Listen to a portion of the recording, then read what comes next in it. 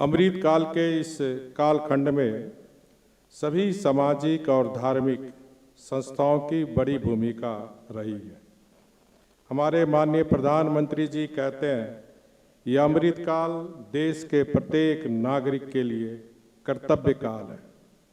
इसका मतलब यह है कि हमें अपनी जिम्मेदारी पूरी तरह निभानी चाहिए। इसके साथ ही समाज और देश हित में हमारी सोच और जिम्मेदारियों का विस्तार भी होना चाहिए। ब्रह्म कुमारी एक संस्था के रूप में समाज में नैतिक मूल्यों को मजबूत करने के लिए काम करती है। वे पूरे देश में आध्यात्मिक कायाकल्प को प्रोत्साहन दे रहे हैं। विज्ञान, शिक्षा और सामाजिक जागरूकता को बढ़ावा देने में उनका महत्वपूर्ण योगदान रहा है। स्वस्थ और कल्याण के क्षेत्र में उनकी भागीदारी एक स्वस्थ राष्ट्र के निर्माण में उनकी प्रतिबद्धता को दर्शाता है। वे सभी के कल्याण और खुशहाली के लिए कई परियोजनाओं का नेतृत्व कर रहे हैं। वे आत्मा और आध्यात्मिक ऊर्जा की सिरवृद्धि कर रहे हैं। समग्र जीवन शैली में हस्तक्षेप कर ब्रह्म कुमारियां मानव मन को शुद्ध करते हुए शांति को बढ़ावा दे रहे हैं। वे राजयोग ध्यान के साथ किसी के सच्चे स्व को फिर से खोजने और ईश्वर की शक्तियों से खुद को ऊर्जावान बनाने में मदद कर रहे हैं। देश की प्राकृतिक खेती, हमारी नदियों की सफाई और भूजल संरक्षण जैसे अभियानों को आगे बढ़ा रहा है।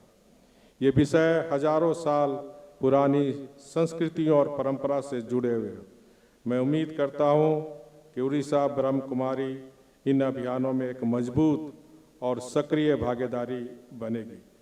मैं ब्रह्म कुमारियों से यह भी उम्मीद करता हूं कि वह राष्ट्र निर्माण से जुड़े हुए विषयों को इनोवेटिव तरीके से आगे बढ़ाएगी।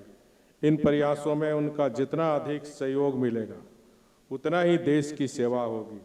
विकसित भारत का निर्माण करके हम विश्व के लिए सर्वे भवन्तु सुखिनः के मंत्र को साकार करेंगे। मानव सेवा के लिए संगठन की शिक्षाएं और सेवा उल्लेखनीय और फलदायी रही है। मुझे विश्वास है उड़ीसा ब्रह्म कुमारी पूरे राज्य में शांति, नैतिक मूल्यों की सुगंध फैलाता रहेगा। उनके अस्तित्व एवं सेवा को और अधिक सार्थक बनाने के लिए खुद को फिर से समर्पित करना जारी रखेगा। राष्ट्र का अस्तित्व हमसे है और हमारा अस्तित्व राष्ट्र से। यही एहसास नए भारत के निर्माण में हमारी सबसे बड़ी ताकत बनेगी।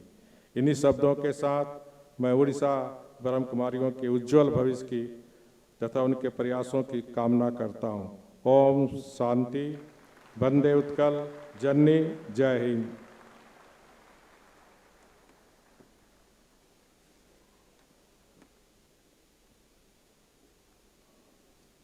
अब हम सबके सामने वो क्षण आकर पहुंचा है जिस क्षण हमारे 50 वर्षों का इंतजार था, और इस क्षण में हमारे महामहिम राष्ट्रपति महोदया जी हम सबको संबोधित करेंगे।